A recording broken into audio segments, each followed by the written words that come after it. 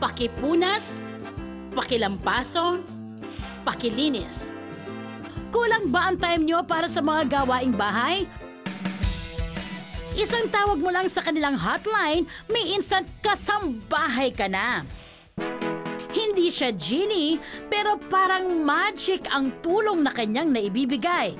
Siya si Belle De Leon, ang ating day off winner this week. Isa talaga sa pinakamagaling sa amin. Minsan hindi na kailangan samahan ng isang supervisor. So tested na siya. Lagi raw nakatatanggap ng positive feedbacks mula sa kliyente si Ate Belle. Pero hindi lang pala sa trabaho. Good job! Si Mama po ay hardworking, maalaga, tsaka hands-on sa amin, tsaka very supportive po. Gusto ko pong magkaroon kami ng family bonding, tsaka yun po, lumabas kami lahat para magkaroon na rin yung time namin sa isa't isa. Hello! Para isorpresa si Ate Belle, magpapanggap akong kliyente na magpapalinis sa kanya.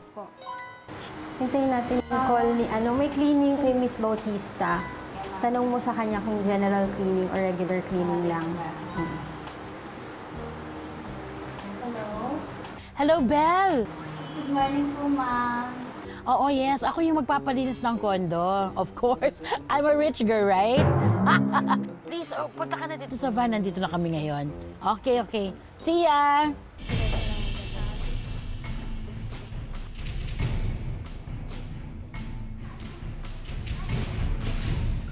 Surprise! Ma'am, dyan lang po kayo po. Yan. Kayo po si Ate Belle? Yes, ma'am. Ang reward sa iyong pagod!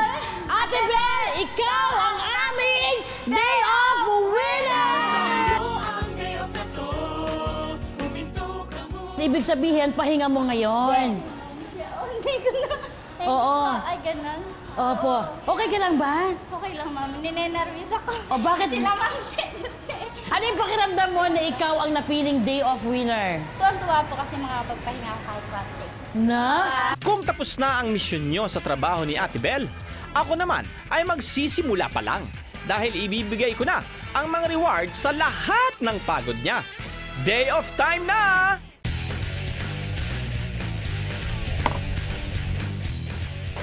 Yan! Okay, kasama ko na si Ate Belle at ang kanyang family. Enjoy muna natin yung lunch. Mamaya, doon naman tayo mag-enjoy. Okay? Okay, kain na po. Okay. Iba-ibang klaseng ulam na na pinagsama-sama nila, parang may pakbet, yan, gulay, tapos merong pork, parang adobo. May fruit shakes pa na nasa cute mini floaters. Refreshing! Pwede mo bang subuo, Ate Tatay? Yee! Talaga, ha? Wow! Grabe naman. Yung pong sa mga pagkain, bihira naming matikman kasi wala kaming sapat na pambili ng ganong klaseng pagkain. Kaya nung nandun na yung pagkain, sinulit namin kasi masarap. Sobrang sarap.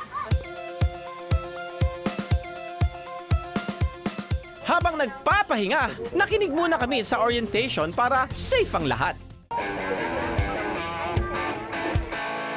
3,400 square meters ang laki nito na halos sinlaki ng 8 pinagsama-samang basketball court. Ang haba, di ba? First time po ng pamilya ko na gano'n, na makarating sa gano'ng lugar, makakita kami ng ganong klaseng palaruan sa dagat. Para sa warm-up, sinubukan namin ang trampoline. Bounce to the max! Sobrang enjoy na ng family.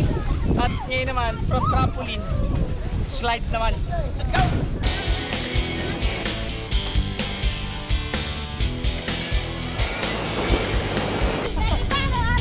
Pwede pa araw-araw kayo. Dahil lahat kami first time, parang mga lampa kami, padulas-dulas, serko-serko yung mga anak ko, pati mister ko parang bata na naglalaro. Halos lahat kami super enjoy.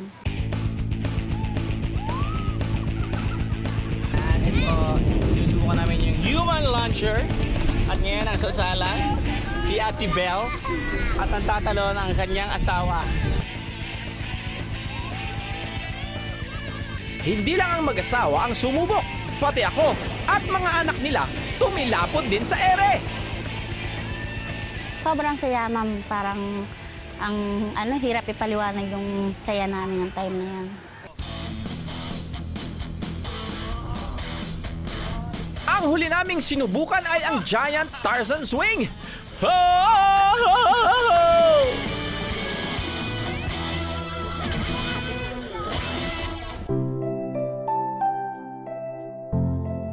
Pagkatapos maglaro, nag-moment ang mag-asawa. Oh, sweet naman.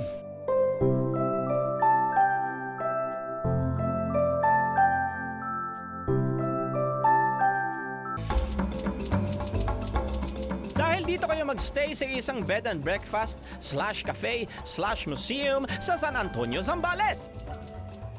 We love Day Off! Charan!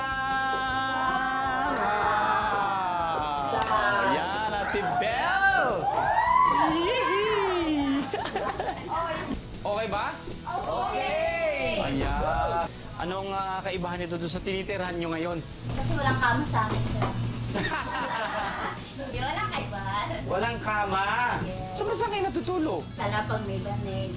Ayun. So ngayon, may enjoy nyo na ang room na to dahil ang laki ng kama. At meron pang kama banda ron, meron din kama banda ron. Alam namin na marami ka ng banyong nalinis, pero itong ipapakita ko, ikaw naman ang gagamit. Parang nasing laki na sakto ng bahay na. CR pa lang yan. Oo, at meron ka pang? Swimming pool? Hindi swimming pool yan. Bathtub yan. Oo, di ba? Parang gusto mo nang dumay ba? One time lang maka-experience yan, sir. Woo! Laki! Upo ka lang dyan, upo. Sandal ka doon. Parang yan. Hindi, sandal ka. Oh, ganyan. Ganyan nga. Mamaya nalagyan din ng tubig yan.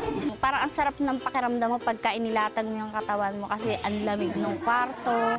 Tapos, yung mga bata din, sobrang sasaya nila kasi, wow, first time namin naka-experience. Parang ganito yung dream namin na kwarto na kung sakasakali magkakaroon kami, ganon. Ate Belle, dahil ikaw ang donya ngayon, ikaw naman ang pagsisilbihan namin. Kaya waiters, pakilabas na ang mga pagkain. Appetizer trio, pasta marinara, at ang tuyo pasta. Mozzarella log, pizza sambalenyo, roast chicken. Yung time na naka-experience kami ng kumpletong kumain, kumpleto yung upuan, kumpleto yung pinggan namin ginamit. Wow, ito na yung dream namin na buo talaga yung pamilya, isang pamilya talaga. Ate Belle, meron pa akong sorpresa para sa'yo. Eto na sila.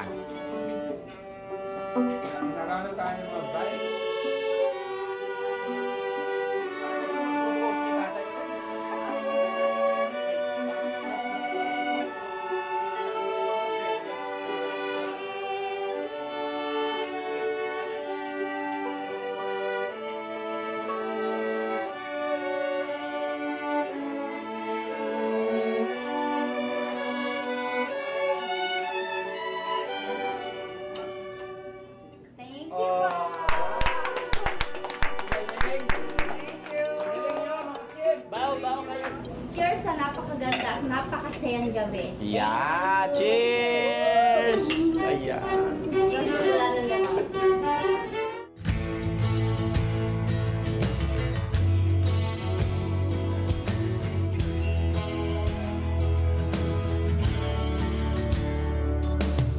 Lumabas ako sa room, lumakad ako doon sa hagdanan na parang ako yung feeling ko, ako yung may-ari, yung parang ganon, masaya. Tapos pinaakyat pa ako dun sa pinakatuktok. Kita ko buong palibot. Donya talaga ako. Feeling ko, ma'am, donya talaga ako. Ito si Ate Belle, kung maka-araw sa umaga, wag gaso, pak! Ganern!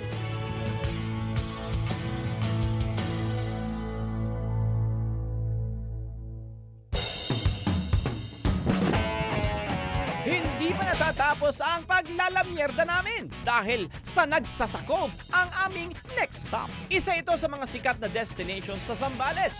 Kulay abo ang buhangin dahil nagmula ito sa pagsabog ng Mount Pinatubo.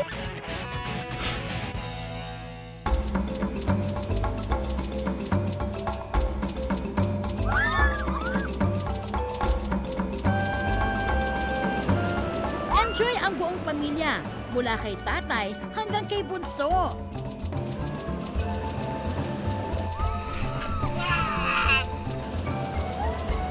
Ngayon lang talaga nila ito na naranasan yung ganong klase. Kaya parang sinusulit nila yung sandaling yon. Kaya halos ayaw na nilang umahon sa dagat.